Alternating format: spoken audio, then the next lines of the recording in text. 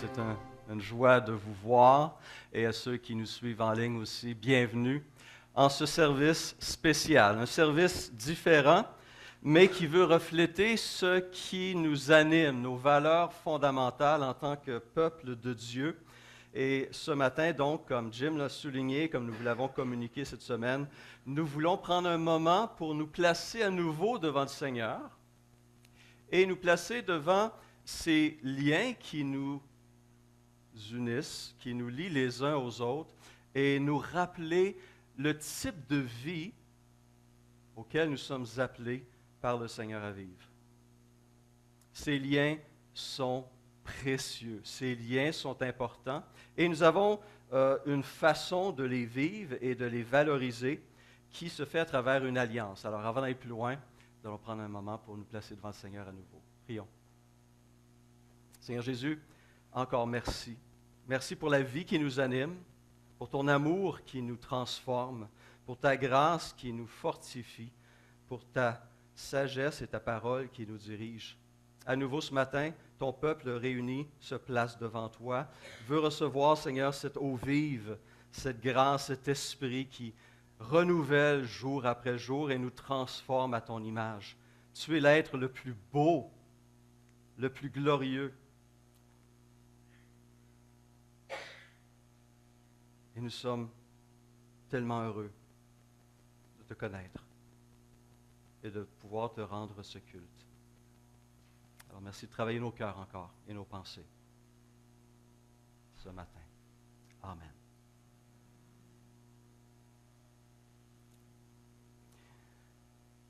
Toute vie sociale, toute activité qui met en rapport un minimum de 2 personnes et plus a besoin de codes partagés, a besoin aussi de valeurs communes pour permettre à ces relations, à ces échanges de fonctionner harmonieusement et de permettre aux individus en relation de s'épanouir. Que ce soit au niveau de la vie conjugale, ces codes doivent être connus et partagés. Que ce soit au niveau de la vie politique, élection demain, il y a plein de codes en fonction, n'est-ce pas, des responsabilités qui sont assumées de part et d'autre chez les responsables et chez les citoyens. Que ce soit aussi dans notre cadre de vie professionnelle, n'est-ce pas, nous avons généralement des contrats qui nous unissent, qui nous lient avec nos patrons et avec nos autres collègues. Et toutes ces sphères de l'existence ont besoin de règles claires, n'est-ce pas, pour permettre à chacune de ces sphères et des personnes qui vivent dans ces sphères de s'épanouir réellement, correctement. La parole nous dit, l'apôtre Paul souligne que l'ordre social conduit à la paix, fait la promotion de la paix dans ces différentes sociétés. Et la vie au sein d'une communauté de foi exige aussi des valeurs communes afin que nous puissions prospérer. Et ces valeurs nous viennent de la parole de Dieu. Comme j'aime le présenter, la Bible est pour nous un mode d'emploi pour la vie humaine. Comment vivre en ce monde, comment vivre en communauté, dans nos familles, dans nos milieux de travail. Le Seigneur nous a donné des directives qui sont claires et bonnes et qui veulent justement soutenir et bénir la vie. Et les membres de l'Église Renaissance sont unis aussi les uns aux autres par une alliance. Alors, pour certains, peut-être des sympathisants, des visiteurs, cette information va peut-être surprendre. Pour d'autres, elle va soulever différentes questions, mais pourquoi par alliance? Et qu'est-ce qu'une alliance? Et quelles sont surtout ses stipulations? Alors, comme Jim l'a mentionné, après 18 mois de pandémie, après 18 mois aussi de mesures sanitaires pénibles, confinement, distanciation physique, isolement social et spirituel, le comité pastoral a jugé bon de prendre un temps, de consacrer un culte au renouvellement de cette alliance et de souligner à nouveau ces liens qui nous unissent les uns aux autres, des liens spirituels riches, profonds et importants. Et donc, aujourd'hui, nous allons procéder à la relecture de cette alliance et nous allons vous inviter à vous positionner chacun devant elle et devant ses engagements. Pour reprendre l'expression de 2 Rois 23:3, à suivre l'Éternel, à respecter ses commandements, ses instructions et ses prescriptions de tout son cœur. Notez ces choses. De tout son cœur et de toute son âme, en mettant en pratique les paroles de cette alliance. Mais pourquoi alliance? Pourquoi une alliance? Pourquoi procéder de cette manière? Et qu'est-ce qu'une alliance? Bien, lorsque j'ai posé la question dans mon courriel hebdomadaire cette semaine, André Gauthier a pris la peine de répondre. Il m'a envoyé cette définition d'une alliance. Il a écrit ceci: une alliance est par définition une union, un accord ou un traité intervenant entre au moins deux parties, entre des individus, entre Dieu et l'homme, ou encore entre nations. Elle consiste en ce que les parties s'engagent entre eux à respecter une entente mutuelle, souvent sous peine de représailles ou d'amende. Son origine est très ancienne puisque dès la Genèse, Dieu a fait alliance avec Noé. Et j'ai trouvé la réponse, la proposition d'André très claire et vraiment excellente, et elle résume bien ce qu'est une alliance. Un engagement réciproque, qui peut être entre égaux, ou qui peut être entre un roi et ses sujets, ou entre Dieu et ses créatures. Et lorsqu'on lit les Écritures, on voit plusieurs exemples d'alliances dans la parole. Entre autres, une alliance d'amitié entre David et Jonathan. En 1 Samuel 18:3, on lit « Jonathan fit alliance avec David parce qu'il l'aimait comme lui-même. Son amour, cette relation était si précieuse qu'il voulait lui donner un cadre clair et permettre qu'elle puisse s'épanouir à l'intérieur de cet engagement. » On voit des alliances entre David et Abner, entre Abraham et Abimelech, entre David et la nation d'Israël, entre Israël et ses vassaux sous David, sous Salomon, entre différentes nations comme la Syrie et Israël. Mais l'une des alliances les plus importantes au niveau humain, l'une des alliances les plus précieuses est l'alliance, évidemment, du mariage. En Malachie 2:14, on lit « L'Éternel a été témoin entre toi et la femme de ta jeunesse, ta compagne et la femme avec laquelle tu t'es lié par une alliance. » La relation conjugale est encadrée et soutenue, est affermie à travers un engagement réciproque. Et donc, on conclut des alliances afin d'établir un cadre clair qui va gérer les relations entre êtres humains et aussi parfois entre Dieu et l'homme. Et cette alliance va permettre d'enlever toute ambiguïté, toute incertitude. Que puis-je faire? Comment puis-je plaire à Dieu dans le cas d'une alliance avec lui? Et peut même nous libérer en tant que créatures de la crainte que nos péchés, notre désobéissance peut entraîner. Et rappelle l'intention bienveillante de Dieu envers nous. Et cette alliance devient essentielle surtout compte tenu du cœur humain, marqué par le péché, marqué par la chute, marqué par une rupture relationnelle que la chute a engendrée entre Dieu et nous.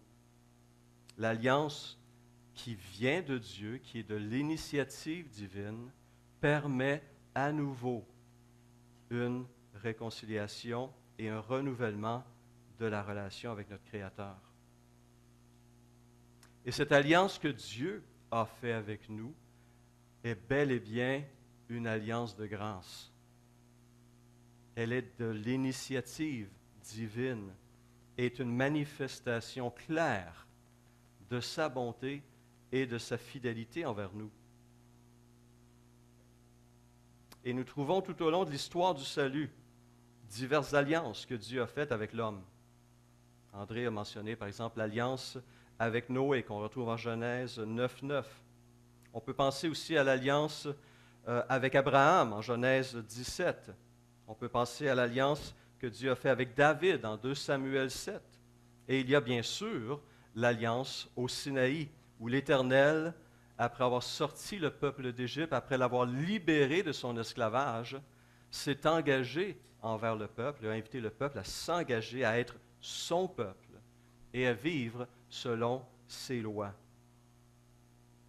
Et 40 ans plus tard, alors qu'une nouvelle génération se trouvait à l'entrée de la terre promise et était prête à en prendre possession, cette alliance a été renouvelée.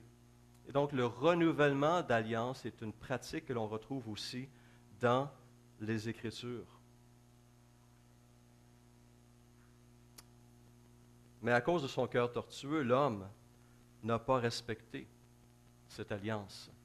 Israël a désobéi et a violé son propre engagement et sa parole. Mais là encore, la grâce de Dieu a aussi abondé dans cette situation. Il a parlé, il a annoncé et il a préparé une nouvelle alliance. Une alliance qui serait vraiment une alliance de vie, de liberté et de grâce. En Ésaïe 55, il donne déjà un premier élément. Il dit, « Tendez l'oreille et venez à moi, écoutez donc, et vous vivrez. Je conclurai avec vous une alliance éternelle pour vous assurer les grâces promises à David. Je l'ai établi comme un témoin pour les peuples, comme un guide et un chef pour eux. » Et donc Dieu va préparer cette nouvelle alliance et va en préciser les clauses et il va les placer non pas sur des tablettes de pierre, comme il a fait au Sinaï, mais il va les graver dans notre cœur. Et on trouve en Jérémie 31, 31, 6 siècles avant la venue de notre Messie qui allait signer cette alliance par son sang, cette promesse. « Voici que les jours viennent, déclare l'Éternel, où je conclurai avec la communauté d'Israël et la communauté de Juda une alliance nouvelle. Elle ne sera pas comme l'alliance que j'ai conclue avec leurs ancêtres le jour où je les ai pris par la main pour les faire sortir d'Égypte. Eux, ils ont violé mon alliance,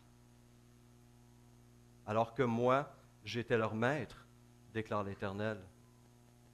Mais voici l'alliance que je ferai avec la communauté d'Israël après ces jours-là, déclare l'Éternel. Je mettrai ma loi à l'intérieur d'eux. Je l'écrirai dans leur cœur. Je serai leur Dieu et ils seront mon peuple. Personne n'enseignera plus son prochain, ni son frère en disant « Vous devez connaître l'Éternel, car tous me connaîtront depuis le plus petit jusqu'au plus grand d'entre eux, déclare l'Éternel. En effet, je pardonnerai leurs fautes et je ne me souviendrai plus de leurs péchés. » Quelle grâce, n'est-ce pas? Et nous avons besoin de cette alliance. Nous avons besoin de la recevoir, de la vivre par la puissance de Dieu. C'est par elle que nous avons ce pardon des péchés, c'est par elle que nous pouvons nous approcher de Dieu avec assurance pour recevoir tout ce dont il souhaite nous donner jour après jour. L'histoire sainte nous montre donc que Dieu privilégie cette forme de relation avec l'homme. C'est pourquoi, c'est la raison pour laquelle l'Église Renaissance cherche aussi à clarifier les rapports que ses membres doivent avoir les uns avec les autres à travers une alliance. Et comme toute alliance, son rappel et son renouvellement sont importants. Le texte que nous avons lu aujourd'hui, 2 Rois 23 et 24, nous transporte dans le temps à un moment donné où Israël et Juda avaient connu une succession de rois qui s'étaient détournés de cette alliance solennelle que la nation avait prise avec Dieu. Des rois s'étaient détournés de Dieu et s'étaient tournés vers des idoles muettes, sourdes, sans vie. On avait même pris le temple de Dieu et on l'avait souillé avec toutes sortes d'idoles et toutes sortes de pratiques inimaginables, même des salles de prostituées dans le temple de l'Éternel à Jérusalem. Incroyable. Et cette alliance qui avait été prise des siècles auparavant était malheureusement tombée dans l'oubli depuis au moins une cinquantaine d'années. Et c'est au moment où un jeune roi, imaginez, Josias, se retrouve sur le trône à l'âge de 8 ans, suite au décès de son père. Quelle responsabilité sur les épaules d'un jeune garçon. Mais on peut rendre grâce au Seigneur que Dieu a placé devant ce jeune homme, a entouré ce jeune homme, est-ce de sa mère, est-ce de prêtres israélites fidèles. Il l'a entouré de ces hommes et de ces femmes qui ont su lui communiquer la parole de Dieu et l'importance de se placer devant le Créateur, le Dieu des cieux. Et c'était plutôt urgent parce que la nation, à cause de ses péchés, de ses violations répétées, était sur le point de subir le juste jugement de Dieu. Mais voilà, nous dit un passage parallèle, 2 Chroniques 34, verset 3 à 5, que la 8e année de son règne, donc il n'a que 16 ans, il commença à rechercher le Dieu de son ancêtre David, et 4 ans plus tard, il commença à purifier Juda et Jérusalem des hauts lieux, des poteaux sacrés, des sculptures sacrées et des idoles en métal fondu. On démolit en sa présence les autels des Baals, et il abattit les piliers consacrés au soleil qui étaient dessus. Il brisa les poteaux sacrés, les sculptures sacrées et les idoles en métal fondu, et les réduisit en poussière. Il dispersa la poussière sur les tombeaux de ceux qui les avaient offerts en sacrifice. Et c'est ainsi, nous dit le texte, qu'il a purifié à nouveau Juda et Jérusalem. Et ça ne s'arrête pas là. À la 18e année de son règne, il se passe quelque chose d'incroyable. 2 Chroniques 34, 8 le dit ainsi.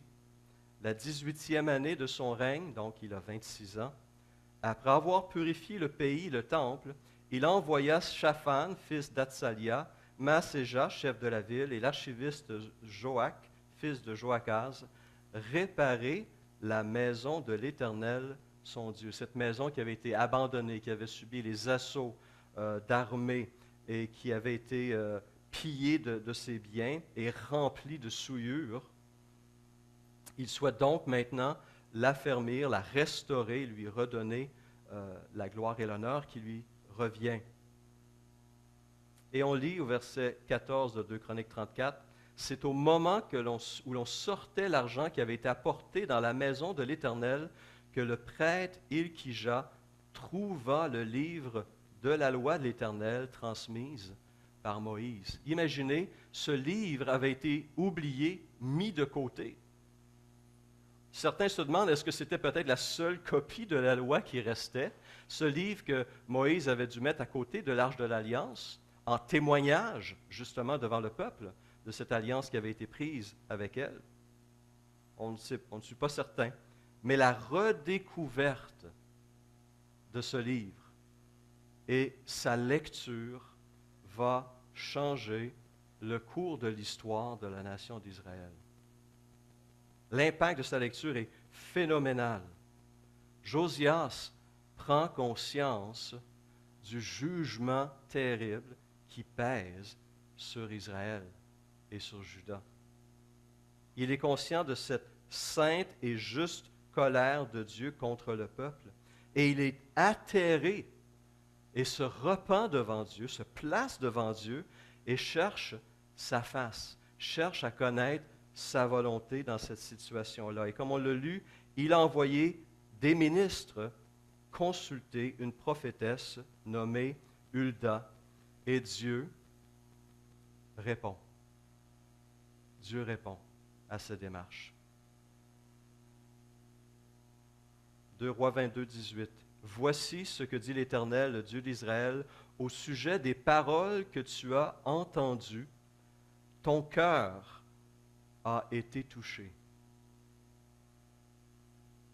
Tu t'es humilié devant l'Éternel en entendant ce que j'ai déclaré contre cet endroit et contre ses habitants, à savoir qu'ils seront un objet d'étonnement et de malédiction.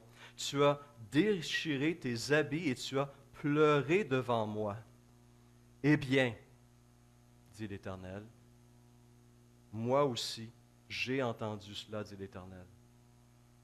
Remarquez le jeu de mots, hein? Il dit à Josias, tu as entendu ces paroles et tu as réagi. Eh bien, moi, j'ai entendu tes paroles, j'ai vu ta réaction et je vais aussi réagir.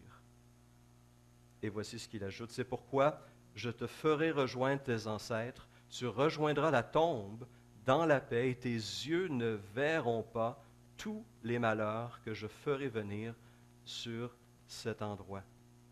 Josias déchire ses vêtements, c'est un signe de deuil à l'époque, s'humilie devant Dieu, pleure devant lui et cherche à connaître sa volonté en consultant une prophétesse reconnue. Il démontre au Seigneur que son cœur était réellement sincère à l'écoute de cette parole, qu'il avait été touché et qu'il était conscient que sa relation et que la relation de son peuple avec son Dieu était dans un très mauvais état.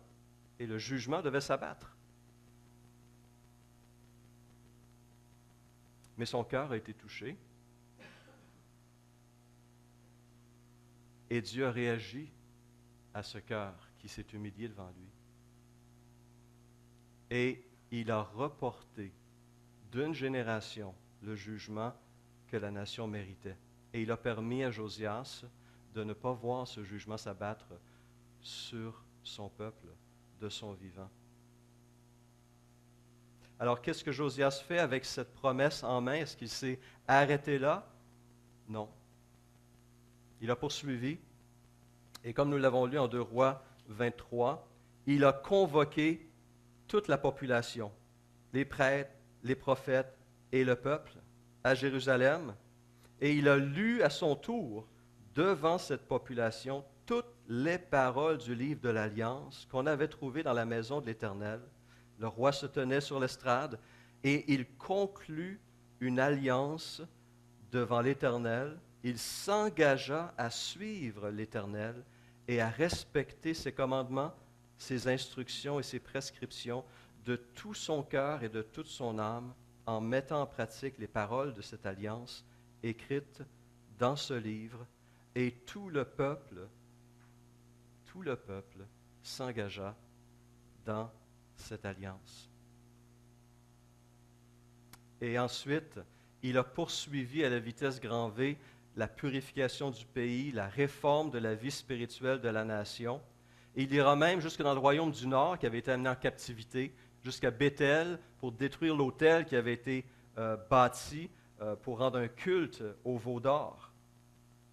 Il va purifier même le royaume du Nord, là où son influence peut se faire sentir. Et finalement, il va célébrer la fête religieuse la plus importante du calendrier juif, la Pâque, qui célèbre justement la délivrance de l'esclavage en Égypte, la libération apportée par l'Éternel lorsqu'il s'est créé un peuple et a fait alliance avec elle au mont Sinaï. Et on nous dit que l'impact de cette Pâque était incroyable. Verset 22 du chapitre 23 précise qu'aucune Pâque pareille à celle-ci n'avait été célébrée depuis l'époque des juges, des centaines d'années auparavant. On n'avait jamais célébré cette fête comme on l'a célébrée du temps de Josias. Tout cela démontrait ce changement de cœur et ce désir d'à nouveau se placer sous la bénédiction et la direction de l'Éternel. Et l'auteur des Chroniques résume ainsi l'impact de la réforme de Josias. Pendant toute sa vie, ils ne se détournèrent pas de l'Éternel, le Dieu de leurs ancêtres. Grâce à cette consécration du roi, à la repentance de ce roi et aux démarches du roi pour mobiliser le peuple et renouveler cette alliance, le peuple est resté attaché à celle-ci. et le jugement de Dieu a été repoussé. Alors pourquoi tout ce texte?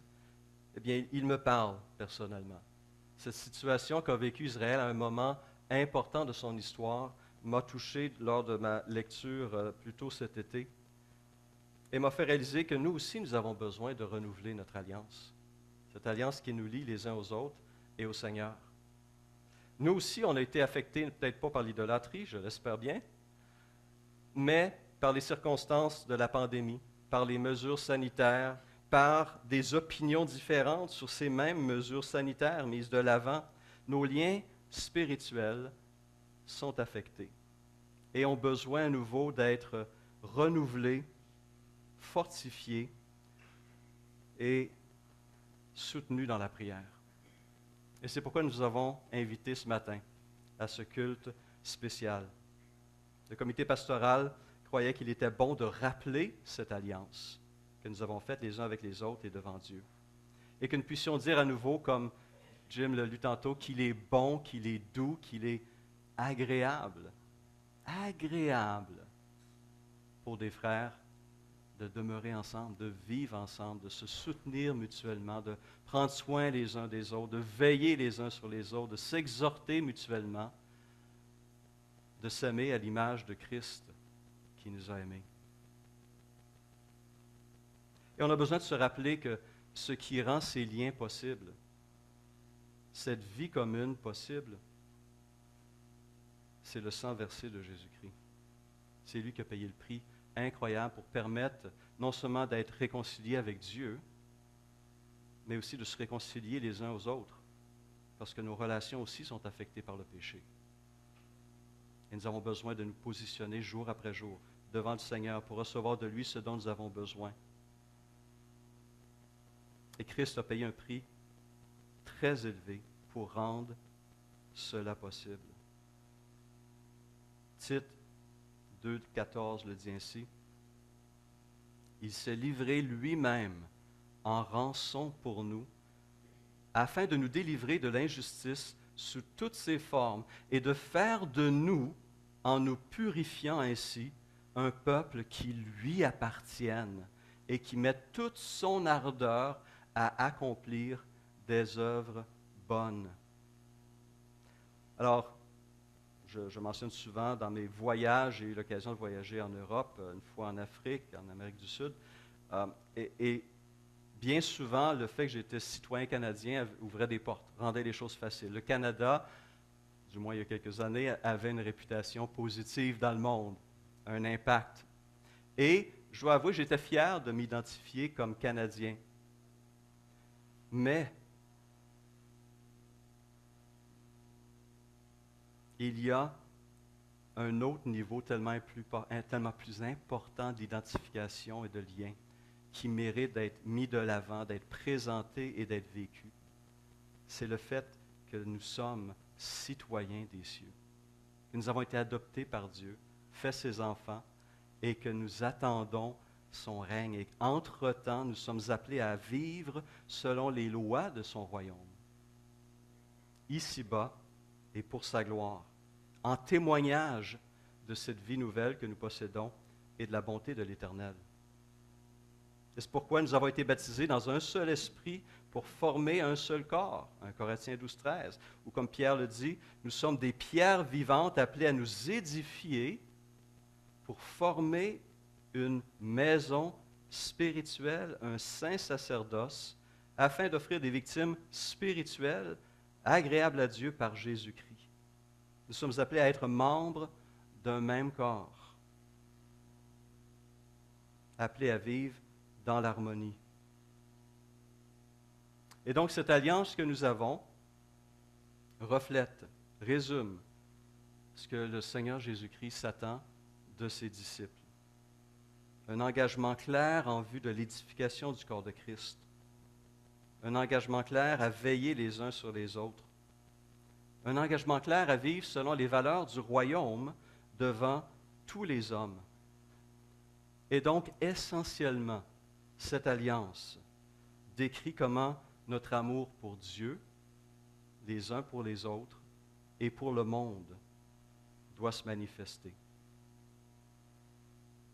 Et si on distille tout ça, c'est une question d'amour.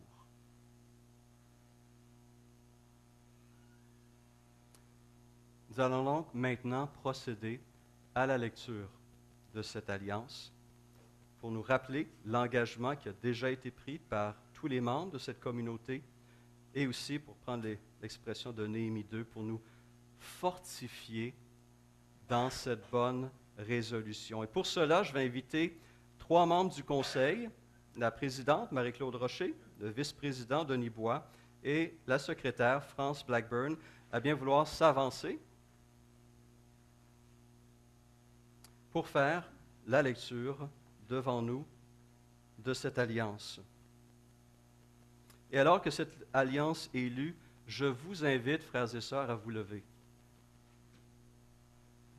à écouter attentivement les paroles de cette alliance, qui est lue, je le rappelle, par tous les membres de notre communauté au moment où ils sont reçus, justement membres de l'Église. Alors, écoutons cette alliance.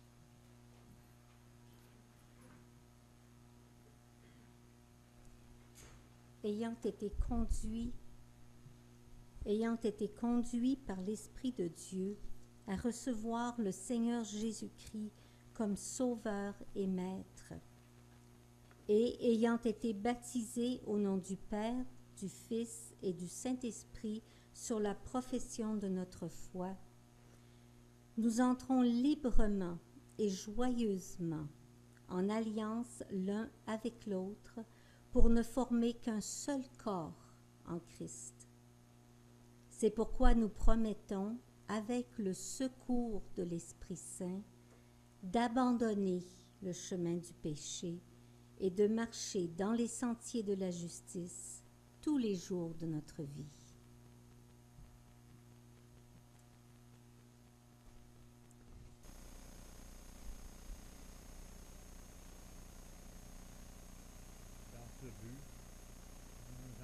À travailler ensemble à la prospérité de l'Église et à son développement spirituel, à maintenir son culte, sa discipline, sa doctrine, ainsi que les ordonnances ou symboles évangéliques du baptême de la Sainte Seine, à contribuer régulièrement et avec joie au maintien du ministère évangélique, au soutien financier de l'Église et à la propagation de l'Évangile dans le monde. Nous nous engageons aussi à maintenir le culte en famille, à persévérer dans la prière personnelle et communautaire, à instruire nos enfants dans les principes de la foi chrétienne, à chercher le salut de nos semblables, à marcher d'une manière exemplaire devant les hommes, étant justes dans nos affaires et fidèles dans nos engagements, évitant les vaines discussions, la médisance, la calomnie, la colère, et étant zélés dans nos efforts pour hâter le règne de Jésus-Christ dans le monde.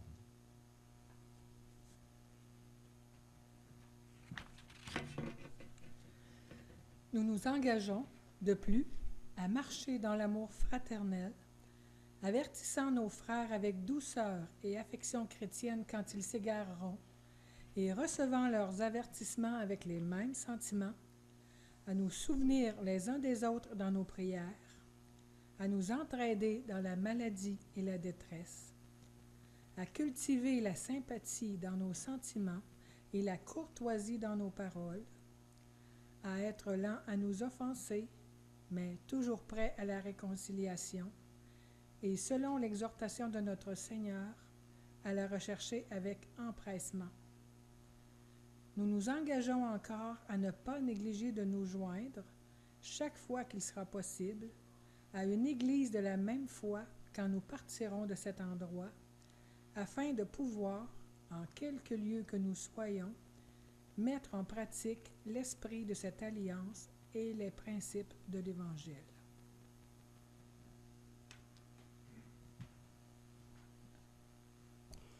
Le Dieu qui fait alliance avec nous se réjouit qu'on peut se tourner vers lui, qu'on désire se tourner vers lui, mais aussi qu'on désire soutenir ceux et celles qui se réclament de lui, disciples de Jésus-Christ et enfants de Dieu.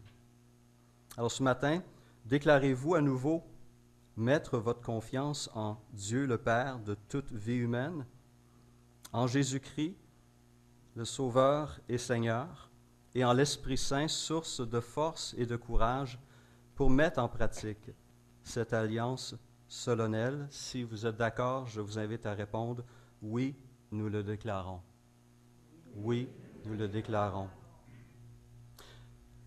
Je vous invite à vous rasseoir.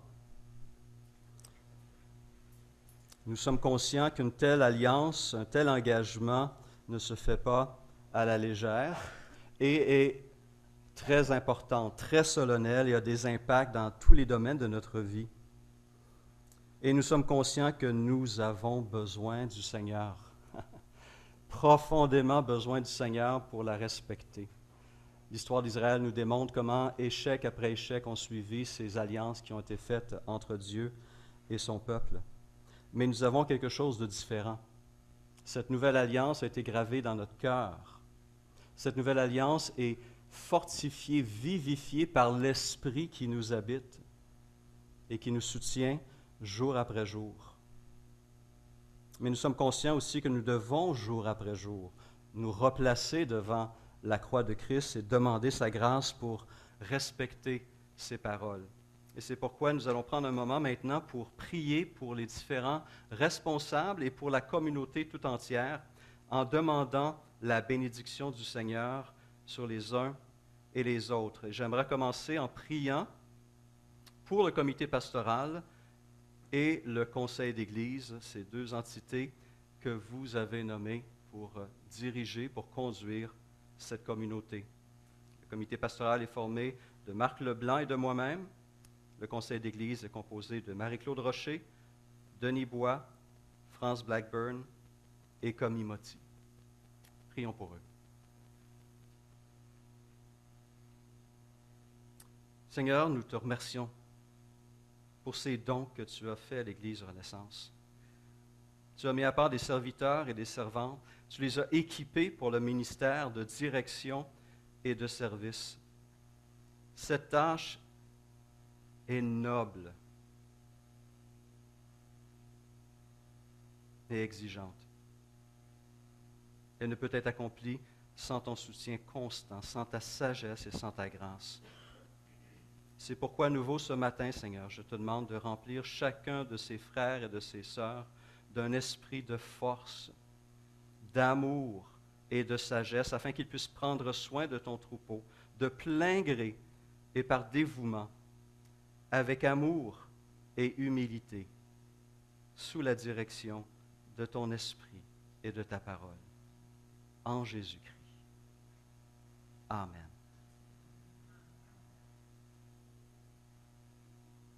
Et maintenant, je vais inviter Marie-Claude Rocher à faire la prière pour les serviteurs et servantes, les responsables des ministères intérieurs de la communauté et des ministères de soutien de la communauté.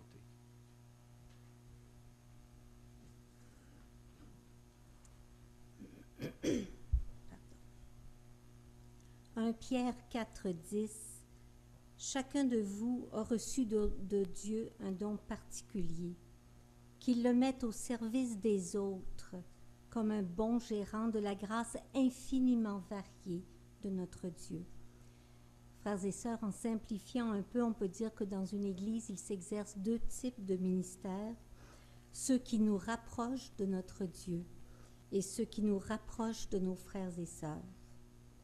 Ceux qui nous rapprochent de notre Dieu, qui nous aident à adorer, ce sont les ministères du culte, c'est-à-dire la musique, la présidence, la diffusion.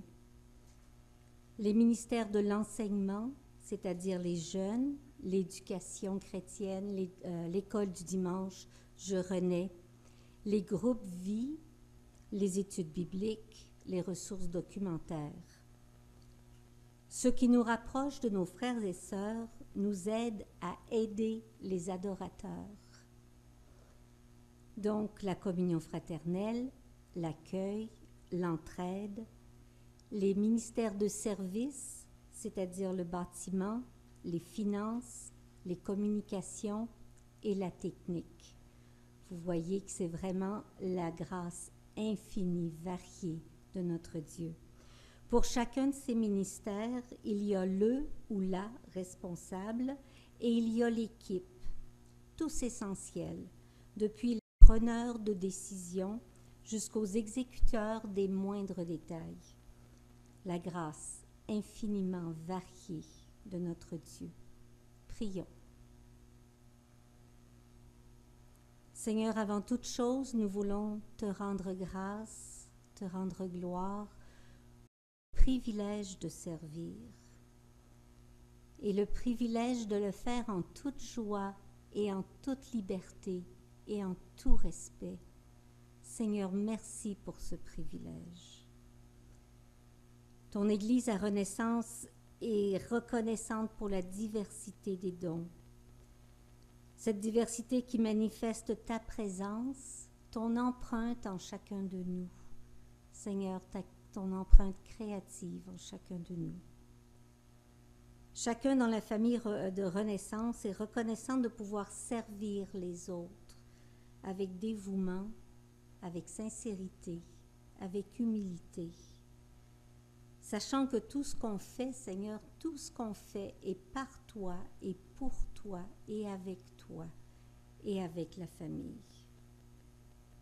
Bénis, Seigneur, s'il te plaît, chacun des porteurs de ministère. Que chacun d'eux soit soutenu, réconforté, réjoui, encouragé, fortifié par et dans la tâche que tu lui donnes. Tout cela, Seigneur, on te le demande au nom de ton Fils précieux, le Seigneur Jésus, par ta gloire, par ta grâce, pour ta gloire et pour ton nom. Amen.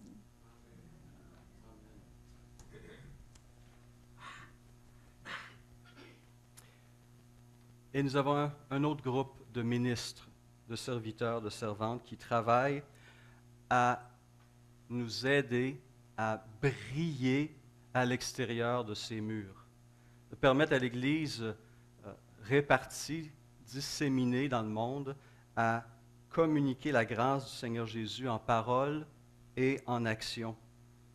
Et nous avons 3 ministères plus spécifiquement, celui de la mission, dirigé par Éric Conant, celui de l'évangélisation, dirigé par Alain Blackburn, et celui de l'action sociale, dirigé par Marie-Claude Rocher.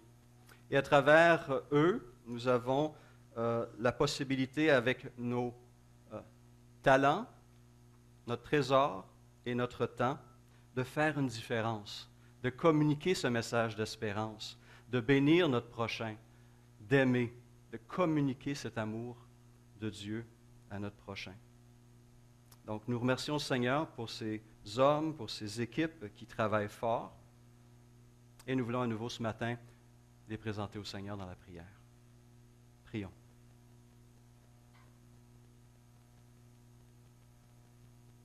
Seigneur notre Dieu, nous te rendons grâce aussi pour ces ouvriers qui se sont levés pour nous aider à accomplir dans le monde la mission que tu as confiée à ton Église. Nous te prions que tu puisses faire abonder dans la vie de ces serviteurs, de ces servantes à travers leur équipe et leur ministère, toutes les grâces dont ils ont besoin pour exercer ce ministère avec puissance, à nous aider à être des témoins fidèles et courageux dans ce monde, à faire briller la lumière de l'Évangile dans nos familles, dans nos milieux de travail, dans nos communautés locales et jusqu'aux extrémités de la terre, à communiquer, Seigneur Jésus, ton amour à un monde qui en a tant besoin. On veut prendre un temps aussi pour te remercier pour ces autres ministères avec lesquels nous travaillons pour accomplir cette mission. Notre propre famille d'Église, l'Union d'Églises baptistes francophones au Canada, pour l'Alliance évangélique du Canada, pour plusieurs missions qui œuvrent à travers le monde pour communiquer ta parole, pour communiquer ta grâce, pour soutenir les faibles, les pauvres, les affligés. Seigneur, toutes ces ressources, tous ces moyens viennent de toi. Et on te remercie pour ces frères qui, avec leur comité, nous aident à briller ainsi dans ce monde. Fortifie-les, réjouis leur cœur dans leur service, rafraîchis-les dans la suite de leur ministère, s'il te plaît. Amen. Et pour ce dernier temps de prière, on vous invite à nouveau à vous lever. Et nous aimerions prier maintenant pour nous tous. Demander au Seigneur sa bénédiction sur chacun d'entre nous et nous donner la force de mettre en pratique cette alliance devant lui. Prions. Seigneur Dieu Tout-Puissant, béni soit ton nom. Tu nous as envoyé ton Fils bien-aimé, notre Seigneur Jésus-Christ, pour nous délivrer de la malédiction de la loi, nous délivrer de ce monde mauvais, de l'esclavage de Satan, de la domination du péché, de la crainte de la mort et de la condamnation éternelle, afin aussi de te faire un peuple qui t'appartienne, purifié par Christ et zélé pour les bonnes œuvres. Seigneur Jésus, tu es témoin de cette alliance que nous avons renouvelée ce matin. Nous avons besoin de ton aide pour y demeurer fidèles. Car nous sommes profondément conscients que sans cette aide, nous n'y arriverons pas. Mais nous savons aussi qu'avec toi, tout est possible. Aide-nous, comme l'a souligné l'apôtre Paul, à avoir le mal en horreur, à nous attacher de toutes nos forces au bien, notamment ce qui concerne l'amour fraternel, que nous soyons pleins d'affection les uns pour les autres. Concernant l'estime mutuelle, que nous fassions passer les autres avant nous. Concernant l'ardeur, que nous n'hésitions pas dans la tâche à laquelle tu nous appelles. Concernant l'esprit, que nous puissions être bouillants pour toi. Concernant toi, notre Seigneur, que nous soyons de bons serviteurs. Concernant l'espérance, qu'elle soit notre joie. Concernant l'épreuve, qu'elle nous trouve pleins d'endurance. Concernant la prière, qu'elle soutienne notre persévérance. Considérant les besoins de ceux qui t'appartiennent, que nous soyons solidaires, que nous ayons les uns pour les autres une égale considération sans viser à ce qui est trop haut, mais plutôt en se laissant attirer par ce qui est humble. Que nous ne répondions jamais au mal par le mal. Aide-nous au contraire à faire ce qui est bien devant nos frères et nos sœurs et devant tous les hommes. Et ainsi nous pourrons faire honorer en tout ton saint nom. Amen.